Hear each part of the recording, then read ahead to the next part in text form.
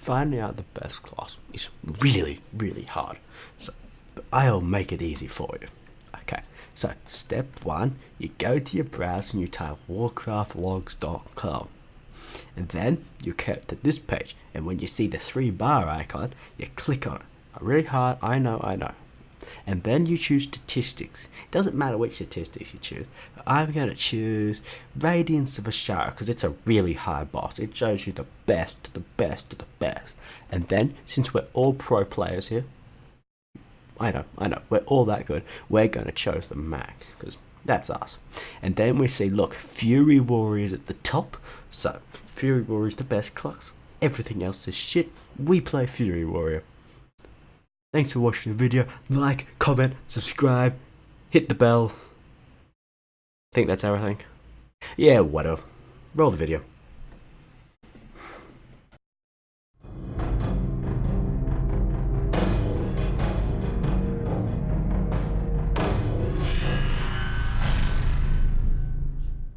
Cool. Now that we've finished with the memeing, let's get on to reality. First off, if you're expecting a real answer for what's the best class, then I'm really sorry, but the answer is you can't choose that in a vacuum. The best raid comp has to be determined holistically, not just choosing the best class and spec by whatever metric you want to choose on. So, let's start off with the healers. First off, the meta will remain unchanged from 8.2. Disc and Holy Paladin, regardless of their nerfs, will still be the best 2 healers.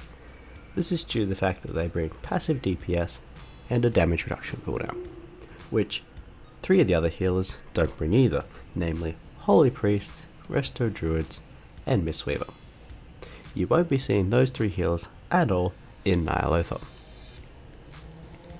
The third heal that will be used, maybe, is a Resto Shaman. A Resto Shaman will be used primarily because it can transfer its time spent healing into a lot of damage, unlike a Death Priest and a Holy Paladin. This means that if a fight requires a lot of cooldowns, but a fairly low average HPS, then you'll bring a Resto Shaman. If it requires full healing and damage reduction cooldowns, then you will bring a Disc or a Paladin. For tanks, you'll have at least one confirmed Brewmaster. This is because you need the physical debuff. And you won't be bringing a Mistweaver because they don't bring damage reduction cooldowns or passive DPS like Disc or Glimmer. Your second spot is much more flexible, highly likely going to be switching between Blood DK and Brewmaster. You'll choose a Blood DK in fights where group is useful, but otherwise you'll go for a Brewmaster once again. There's been many comments where the high magic damage in Ny'alotha will make Blood DK better.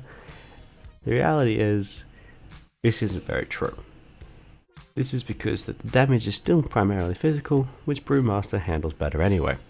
So, the tank you choose will be determined purely by whether group is good. If it is, DK. If it isn't, a second Brewmaster.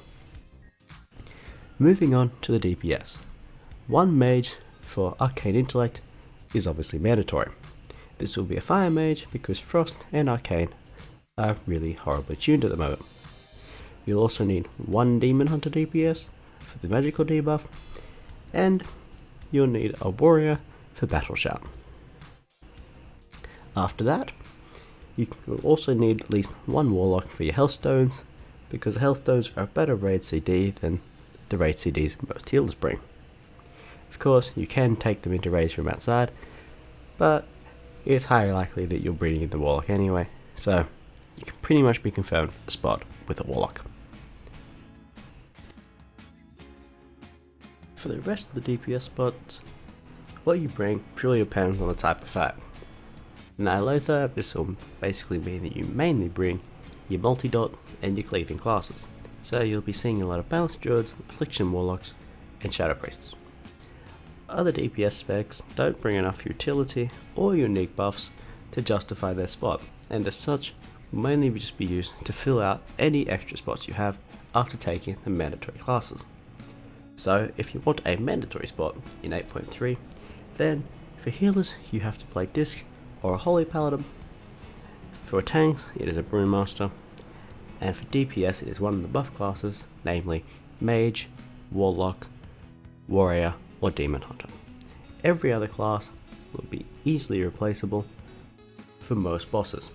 There will be a few bits of utility on individual bosses that will make some classes who aren't in that list really useful, like the aforementioned Blood DK AoE Grip, but it will be one boss out of 12. So if you want to have a confirmed spot all the way, you stick to those classes. For everything else, you're just playing the luck of the draw to hope that your class is tuned to be really good on the DPS charts. Otherwise, your class won't see the light of day in any form of reasonable progress guild.